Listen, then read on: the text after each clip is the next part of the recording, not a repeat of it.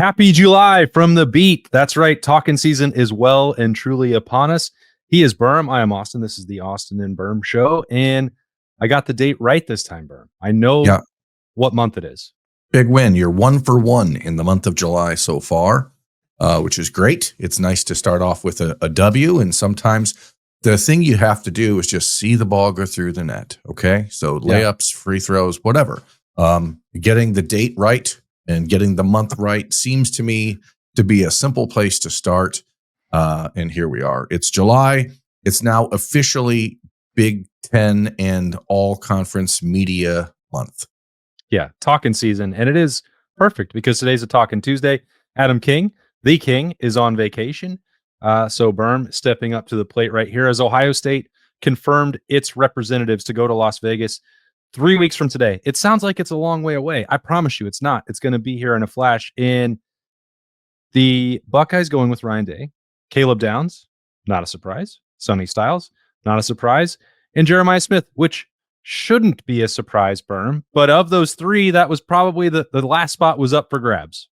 Yeah, and it makes sense for Ohio State to maybe have some back and forth and some reluctance to send JJ out there because of the circus that it's going to provide. But the question is, like, would you rather have the circus in Las Vegas or do you want the circus at the Woody Hayes Athletic Center? Because either way, Jeremiah Smith, before the season begins, is going to have every television network, every major radio channel, every NBC Nightly News, anyone around the country is going to want to talk to Jeremiah Smith before the season begins.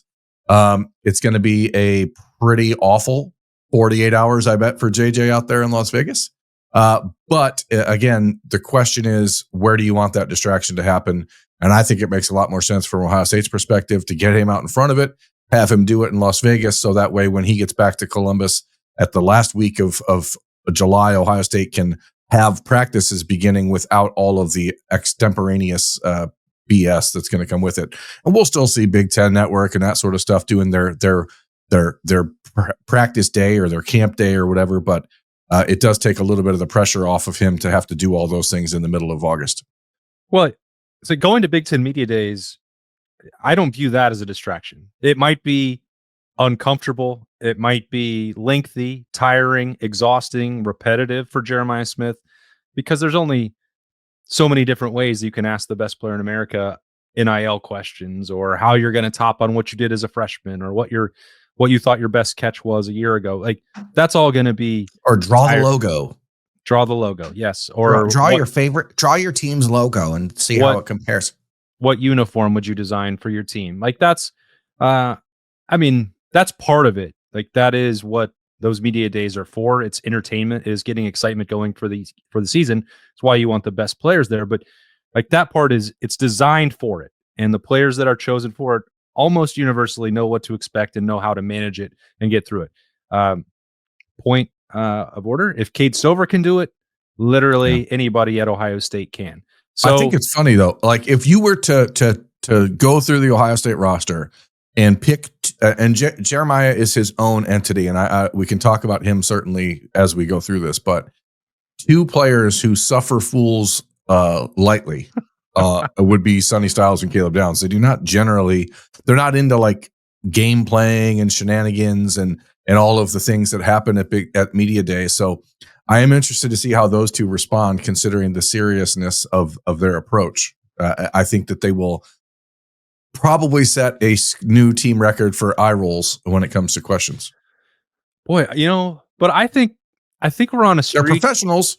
Yeah, I think I'm on a personal streak with Sonny Styles of him smiling, laughing, and making a joke like 5 times in a row. I was going to wrap that up with Jeremiah, but I think that there is a different side of Sonny Styles that I wanted to get into on Talking Tuesday that plays into the Block O, plays into the senior leadership, replacing Cody Simon, all those other things. And Big Ten Media Days, I think, is a potential showcase for that. But to go back to the distraction piece, this year in Las Vegas, but anywhere, if it had been Indianapolis or Chicago or whatever, they're designed to get these all done for the most popular players, the ones that are going to be the most requested.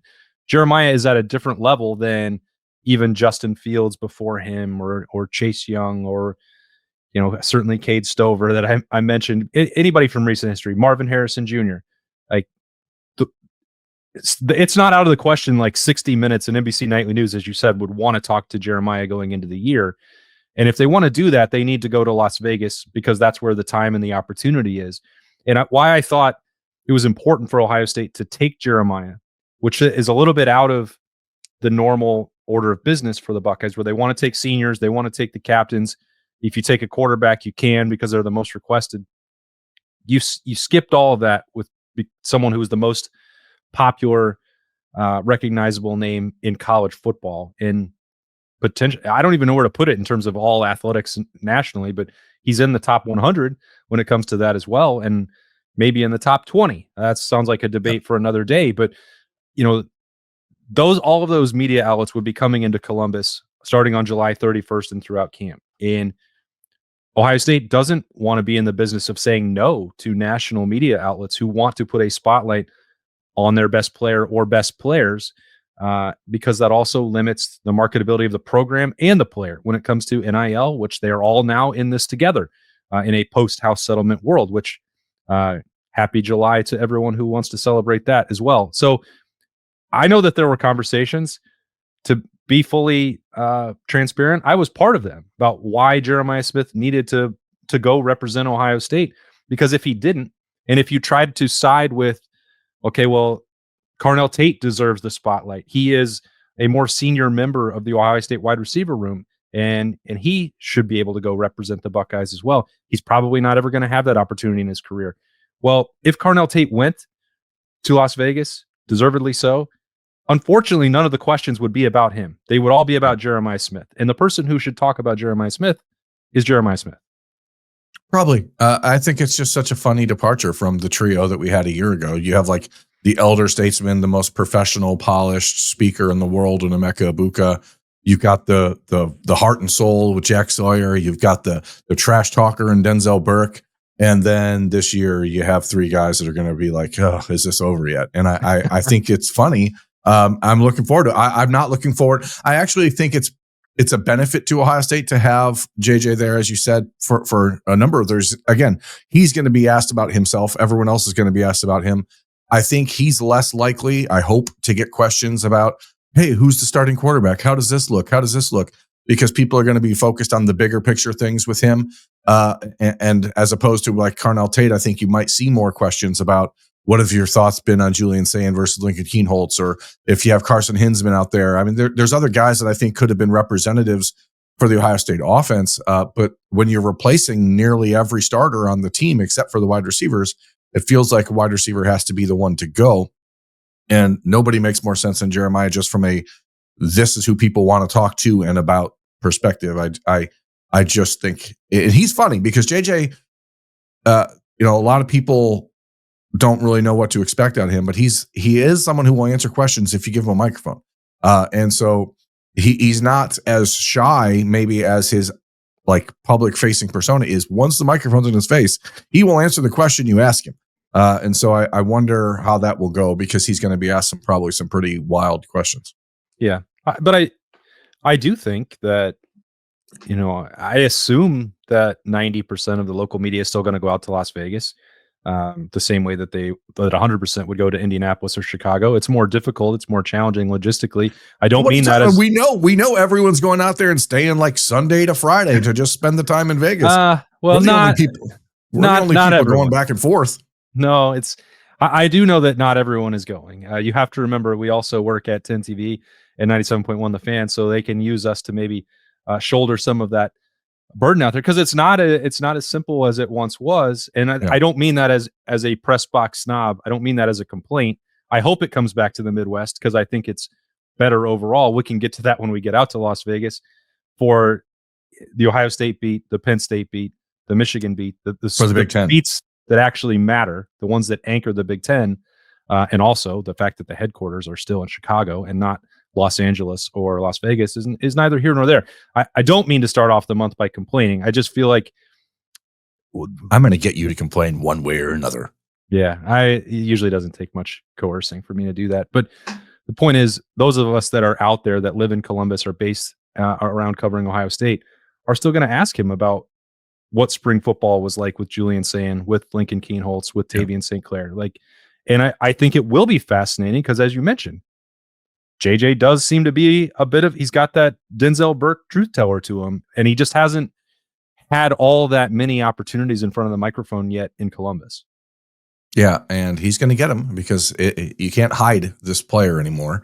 Ohio State, to their credit, did a good job a year ago not hiding him as a freshman when I think a lot of other programs around the country may have tried to do that. But his star shines so brightly. I just don't think you had an opportunity to even try it. You couldn't pretend like, well, he's a freshman. This is our standard. Like he's not normal. So you have to let him give that opportunity. The questions that I think people will ask him are going to be about, unfortunately, the transfer portal, the NIL, like how much money did Miami really offer you in the offseason? Like, these sorts of things that I'm sure he'll be coached up to not talk about. But at the same time, like, we know how people work. I mean, the national media is there to get these stories out of kids because we live now in this plane of existence where that's all people really want to talk about is to the things that create drama and sell headlines. It's not about diving into the actual football program anymore. It's not about diving into the grit and the nitty gritty of the teams, which is why I personally, and I've said this for a few years, like I think media days are stupid and I don't think they should exist anymore. So I wish they would just go away in totality. That's not complaining. It's not, I just don't think that they're worthwhile. I think you could do this on Zoom or something with every team in a 3-day stretch and get just as much out of it. But I know nothing that college football loves more than pomp and circumstance and celebrating itself. I can't believe that you said that before I did this year. Yeah, it's just not necessary. I think it's one of the things we actually have regularly agreed on. These things are outdated and dumb. Yeah. But it's not a complaint. I'm glad we get to go. I'm looking forward to the trip to Vegas and the food and all of the things that come with a trip to Las Vegas. Although I'm not, a gambler per se, but I do like to eat. Well, not a good one. Yeah, I'm not a terrible one. I'm not talking about sports gambling. I'm talking about like at the tables or stuff like that. I don't do any of that. I like the sights and sounds of Las Vegas, but as far as why we're going, the people who are going to get the most out of this on a national level are going to do it by sensationalization of headlines and trying to get gotcha type quotes. And that's just not what people in the local media are about. Yeah. Well, two guys that won't get got are Sonny Styles and Caleb Downs. So I'm pretty fascinated to see what line of attack the national media might actually use with those guys, because I certainly have a lot of questions for them about Matt Patricia, about how this Ohio State defense is going to be tweaked from what they operated a year ago with Jim Knowles. And I don't expect a great amount of detail from either one of them, although I'm very confident that they could provide it if they wanted to. So maybe it's more like, what's the limit? How much about their teammates, their changing roles do they want to get into? Because I think that the national media would probably be bored with Sonny and Caleb, especially with JJ sitting there, which might be a great opportunity for those of us who actually want to talk about the Ohio State defense. I think that's 100% spot on. One of the under discussed storylines of this offseason, ultimately with everything else that goes on in college sports now, with the addition of Matt Patricia as the defensive coordinator, we really don't know anything about this new Ohio State defense. And we've obviously joked ad nauseum in the last few years about the safety-driven defense and what that means with the Jim Knowles 3-high look. Like, Matt Patricia still wants to use 3 safeties from what I've been able to glean, and that seems like it's still his preference, but he's also known as a linebacker coach and known for finding ways to use the linebackers creatively and to get them more involved in the pass rush game. And so all of the conversation in the last few years about the jack position and Jim Knowles' desire to use it, and it never happened. And now we have Matt Patricia, who maybe it happens just without all of the fanfare. And I don't know who's affected more by Matt Patricia's defense, if it's Sonny Styles or if it's Caleb Downs. And so, like, if I have a question that I'm trying to get an answer to for Ohio State fans so that they can have a better idea of what to expect this season, that's probably it. Like, which one of you guys has had your role most impacted by the addition of Matt Patricia, or is this the same defense? Because it seems like there's parts of it where you can point to it and say, well, it's still the 3 high safeties. It's still moving these guys. It's still but now like the CJ Hicks move and Peyton Pierce and playing 3 linebackers like that, you can't have all these things happen at once. So what actually is going to happen? Yeah, we haven't heard Jack, we haven't heard Bandit, we haven't heard Adjuster anymore. So maybe Matt Patricia just needs to come up with a lot more. Yeah, what's the terminology? Cool terminology for this, because like he could do all of those things he could just make it up though, and we would have no iddia. We'd be so excited. Yeah. Oh, yeah. This week we're deploying the Snapdragon, and then next week we're going to work on installing the Tofu Master. Tofu Master is really versatile. You can put it in any sauce, and it takes on the flavor of that sauce. So we don't really know. It doesn't taste good, but everyone seems to just eat it because they feel like they're compelled to.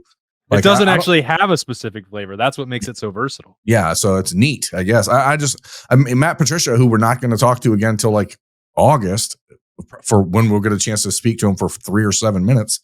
Like he could just make all their stuff up, and we have no clue. So we have to pull it out of Sonny and Caleb. And so I hope, and this is the hard part for the local media who's going to Vegas, like the desire is going to be in the scrum and the thousands of people around JJ, but like the actual conversation that we actually need in local media to get an idea of what this program is doing this year is going to come from the other guys. And I hope, and I guess I'm hoping for our sake that everyone leaves Sonny and Caleb alone and we can just go pick their brains. Yeah. They might not, there's still enough national brand name recognition for Caleb that he's going to draw some crowd. But the real benefit is when Ohio State has their breakout podium sessions is that all 3 of those guys are available at the same time. You have to choose where you want to spend your time. And I think if you're talking about power rankings for the national media, it's going to go Jeremiah, Caleb, and Sonny. And I think for me personally, it would probably be the inverse. Yeah, that makes sense. I don't know that I would have a preference because I'm kind of a jackass when it comes to these things. I just bounce around and ask dumb questions and try to get the guys to laugh or cry. I don't really have generally a desire to get too deep into their psyches, but I want to know what I just said, like what's changed the most for you in this new defense. And I would like to figure out from Sonny, like if there's a softening of his tough exterior outer shell, because as you mentioned, the last couple times we've seen him, he does seem to be walking a little lighter. He's got a little bit of a bounce in his step that maybe we haven't seen in the last couple of years when it seemed like he was unsure of his footing, both literally and figuratively. I think he just has a different air about him now. I'd like to get some feedback from him. And we talked to him, back in February about the potential for wearing the Block O. Like it seems like a no brainer that it's going to be him. What does it mean? Would Ohio State be willing to foist that upon him that early? I don't know. It'd be nice if we could. To me, if I was Ohio State, I'd be like, hey, we're going to tell everyone this now. Sonny Styles is the Block O at Media Day. Good luck. So at least you can force those conversations. But I'm interested in him as a human because knowing him since he was 15 years old, it's just fun to watch to see where he's grown up and how different he is. Well, we're going to have to be careful with that because last year at Media Days, you put a pretty big chip out there that Jack Sawyer was going to have it. And I was right there with you. Mm-hmm. And you asked him about what it would be like to get the Block O, and then he didn't. I was like, yeah, we should have taken bamboozled.